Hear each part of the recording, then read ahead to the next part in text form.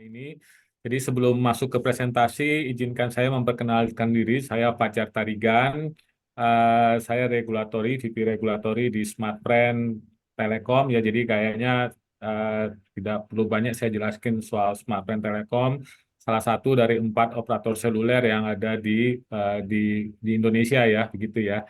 Jadi pada presentasi ini saya coba memberikan gambaran mengenai connecting with confidence privasi in telecom world. Jadi eh, mungkin kalau kalau sebelumnya teman-teman sudah mendapat penjelasan dari pembicara sebelumnya mengenai teknis lah, ya. Ada teknisnya, kemudian ada regulasinya. Saya mencoba melihat dari view yang sedikit berbeda. Bu Anita, izin next slide.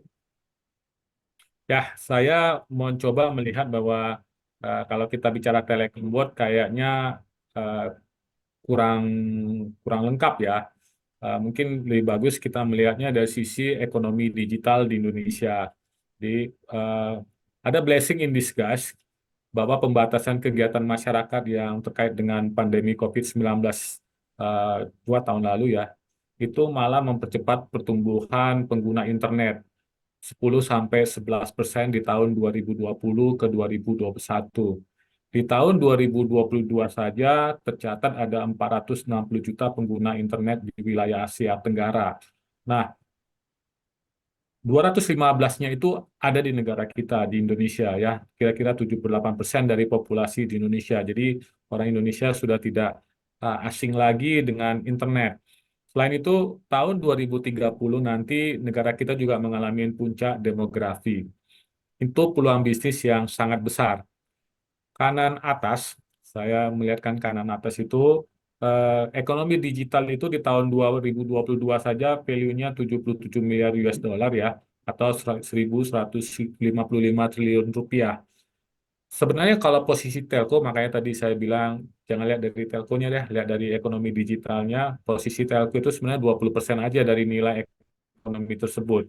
Nah, dan kalau kita lihat dari kanan bawah itu, penggunaannya itu kita bisa lihat di bawah itu, eh, hampir semua orang yang di kota itu menggunakannya misalnya untuk e-commerce atau misalnya mencek harga, beli barang kan gitu ya. Seperti Mas Willy, eh, aplikasi Blibli itu banyak digunakan orang untuk membeli barang. Nah, saya juga kalau mamanya mau nawar-nawar di TC misalnya, saya cek dulu nih harganya di Blibli ini. Oh, ini jangan jangan sampai nanti saya dapat harga udah jauh-jauh datang ke ITC, tapi ternyata harganya signifikan mahal. Jadi orang zaman sekarang itu juga kalau pesan transportasi udah pakai aplikasi. Nah, itu yang di bawah itu menggambarkan kurang lebih bahwa bahwa zaman sekarang itu emang eh, susah sekali terutama dari perkotaan untuk keluar dari penggunaan aplikasi. Next slide berikutnya. Oke, jadi kalau kita lihat dari digital mobil industry landscape ya, ini kurang lebih adalah partner-partner yang ada eh, dengan industri telco ya. Ini kurang lebih gambarannya, saya coba sederhanakan saja. Jadi kalau teman-teman merasa kok saya nggak ada logonya di sini ya, jumlahnya banyak sekali jumlahnya. Jadi saya sengaja tidak memasukin operator telco di situ seperti Telkomsel, Indosat, XL, Smartfren, malah kemudian ada operator telkom internet broadband ya seperti IndiHome, MyRepublic, Oxygen segala macam. Jadi saya sengaja karena emang itu core-nya dari eh, ekonomi digital ya. Nah, di dalamnya juga termasuk dalam ekonomi digital ini adalah pembuat perangkat seperti ZTE, Huawei, Samsung, kemudian lagi juga yang membuat perangkat handphone ya seperti misalnya Xiaomi atau segala macamnya itu masuk dalam kategori core. Nah, di samping itu juga ada disebut digital ekonomi. Digital ekonomi adalah yang ya pengertian standarnya itu kita dari dulu sudah biasa mengenalnya ya seperti internet service provider, media broadcast, digital platform seperti Kompas.com, Netflix, Traveloka, Grab dan sebagainya seperti itu.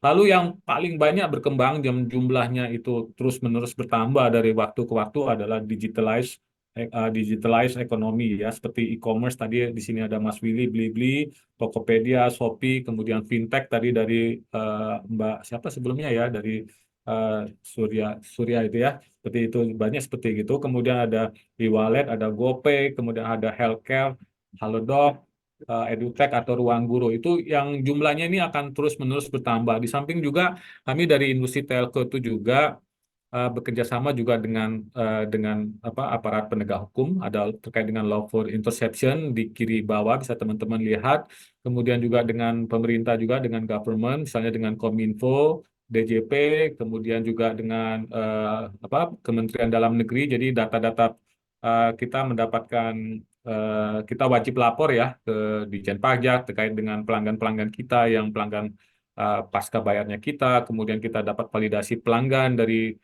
apa Dukcapil tadi yang pembicara awal di pagi hari Profesor Juldan sudah menjelaskan mengenai Dukcapil ya penggunaan data kependudukan seperti itu, demikian juga oleh Kominfo sebagai pengawas industri telco juga seperti itu. Jadi itu kurang lebih uh, uh, mitra-mitra yang ada di industri telco ya. Demikian juga kita kalau dengan lawful interception uh, misalnya aparat penegak hukum seperti misalnya Polri, KPK, Kejaksaan Agung, kemudian ada BNN. Nah, mereka bisa melakukan apa tapping ya, yaitu lawful interception. Karena undang-undang memungkinkan para aparat penegak hukum itu, lembaga penegakan hukum itu untuk melakukan tapping ke jaringannya operator. Next slide, Bu. Oke, lalu bagaimana data pribadi di industri telco? Sebenarnya tadi Bu Badiah sudah menjelaskan di industri telco sebenarnya tidak baru-baru amat sih sebenarnya dengan data pribadi ini. Jadi kalau kita lihat dari kanan atasnya, jadi kalau lihat dari Undang-Undang 36, kemudian di PP 52 itu sudah menyatakan bahwa operator telco itu wajib merekam dan mencatat pemakaian jasa telekomunikasi. Nah, kemudian perekaman tersebut hanya dapat diserahkan kepada pengguna atau kepada penegak hukum dalam rangka proses peradilan. Itu yang sudah diatur di undang-undangnya kita, Undang-Undang Telekomunikasi dari tahun 1999. Kayaknya ini termasuk kategori undang-undang tertua terhadap sektor industri yang sangat dinamis, yang nggak pernah berubah-berubah. Eh, Kemudian walaupun dia tidak pernah berubah, tapi ternyata teman-temannya sesama undang-undang banyak muncul undang-undang yang baru ya seperti gitu ya. Kemudian dari Undang-Undang 36 ini kita juga di PM Kominfo nomor 5 tahun 2021. Ini sebenarnya walaupun tahun 2021 ini eh, apa revisi dari undang-undang yang sudah ada sebelumnya dari tahun 2016 mengenai registrasi pelanggan yang menggunakan NIK dan NOK ya. Jadi operator telco berdasarkan amanah undang-undang terkait dengan registrasi pelanggan di tahun 2018 ya, seperti contoh Smart Telkom itu sudah mendapatkan ISO 27001. Itu diamanahkan di peraturan menteri ini seperti itu. Jadi registrasi pelanggan itu wajib menggunakan NIK dan NOK ya. Jadi kemudian untuk melakukan validasinya kita juga berhubungan dengan Dukcapil tadi Pak Judan sudah menjelaskan di awal. Kemudian yang baru-baru ini di tahun 2022 ada di tahun 2021 ya.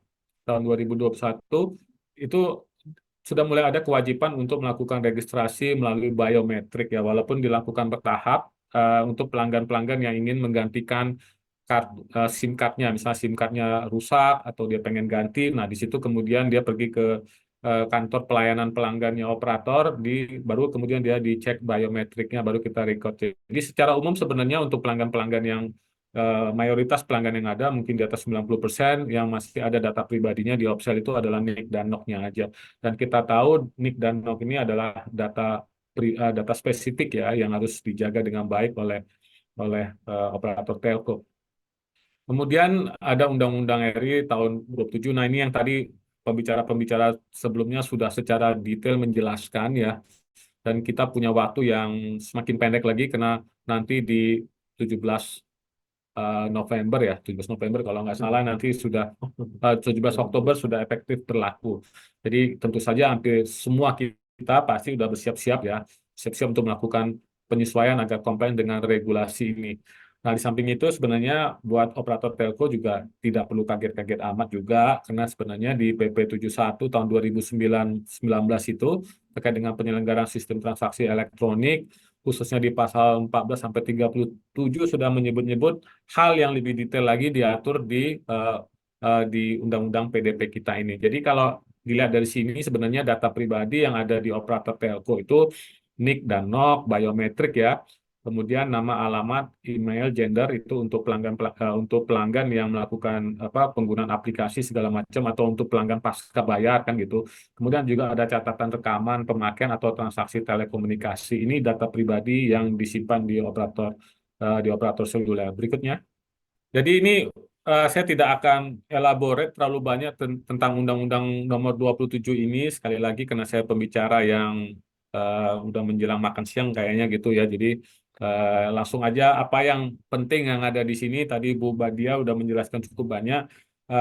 Saya mau menjelaskan yang penting buat kita dan harus diulang-ulang lagi, yaitu pertama adalah dasar pemrosesan kan gitu ya.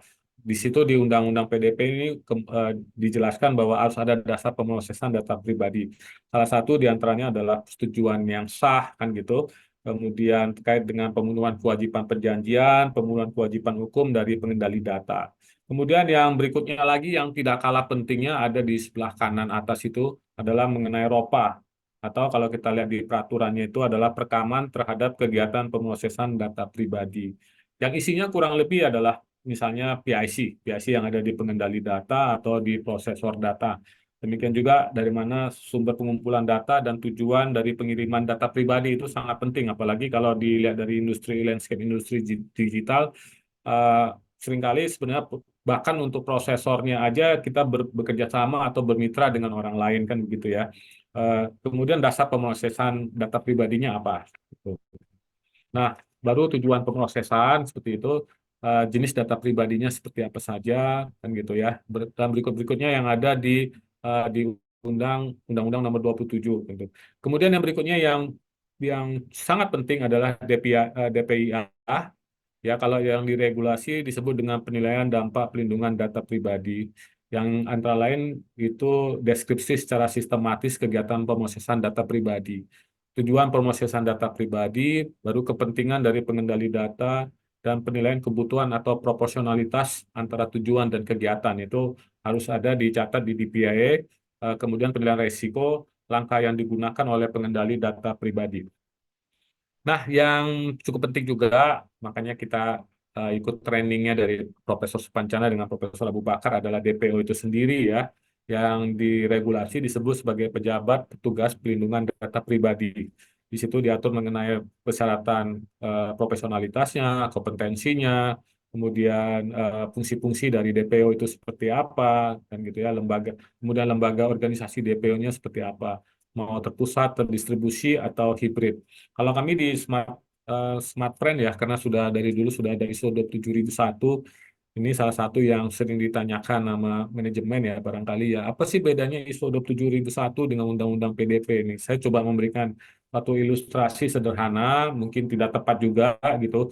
Kalau ISO 27001 adalah bagaimana kita menjaga keamanan data kita kan gitu ya. Datanya disimpan dengan aman. Tadi eh, teman-teman dari BCA udah menjelaskan teknologinya, ada banyak teknologi yang diciptakan untuk pengamanan data seperti itu yang terus-menerus akan mengikuti perkembangan zaman ya, mengikuti perkembangan zaman seperti apa standarnya. Nah, datanya itu sudah kita jaga dengan aman. Tapi kan sebenarnya sekali lagi ini bisnis ya, ada bisnis kan.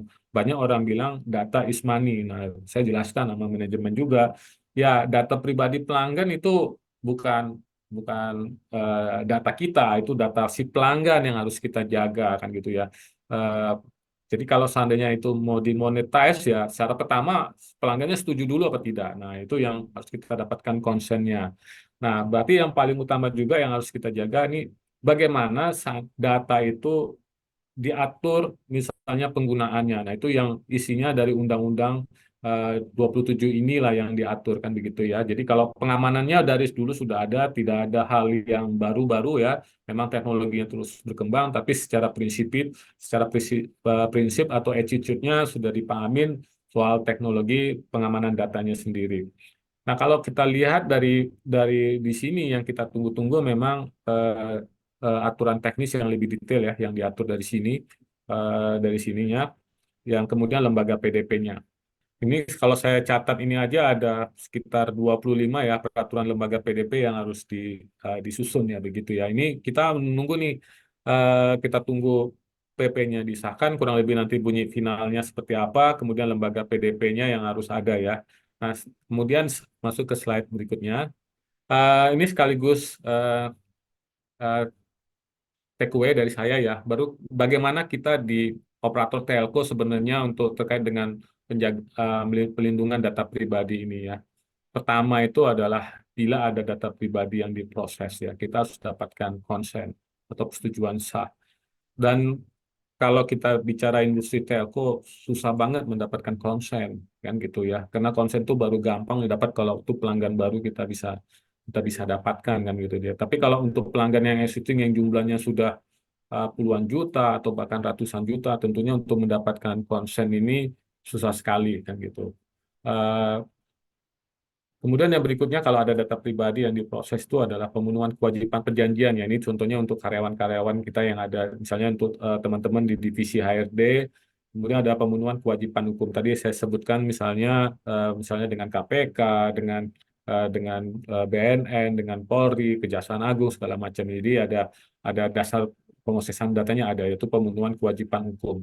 Nah, yang paling banyak mungkin yang paling challenging buat kita semua adalah terkait dengan konsen ya, persetujuan yang sah ini.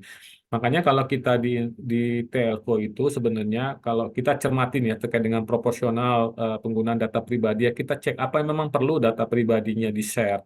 Jangan-jangan nih ada cara nih yang sah menurut menurut undang-undang, menurut peraturan ya di draft PDP sendiri sudah menyebutkan tuh mengenai pseudonim ya penyamaran data pribadi ya. Jadi kan kita dengan mitra-mitranya kita baik sesama koprosesor ataupun mau sebagai sesama pengendali ya co-controller atau apalagi dengan prosesor yang kita serahkan terkait dengan akun ID-nya aja atau transaksi ID-nya. Misalnya teman-teman membeli suatu konten lah ya di aplikasi telco dengan menggunakan pulsa misalnya untuk pembayarannya misalnya gitu. Di situ eh, kita dengan misalnya untuk dengan Google misalnya contohnya seperti itu melalui aplikasi Google Play kita hanya sharing akun ID atau transaction ID. Jadi tidak ada data pribadi teman-teman yang di-share ke sana seperti gitu. Jadi kita jaga tidak ada nomor HP yang di-share, tidak ada apalagi data pribadinya lain yang di-share. Jadi antara kita di operator telco dengan mitra kita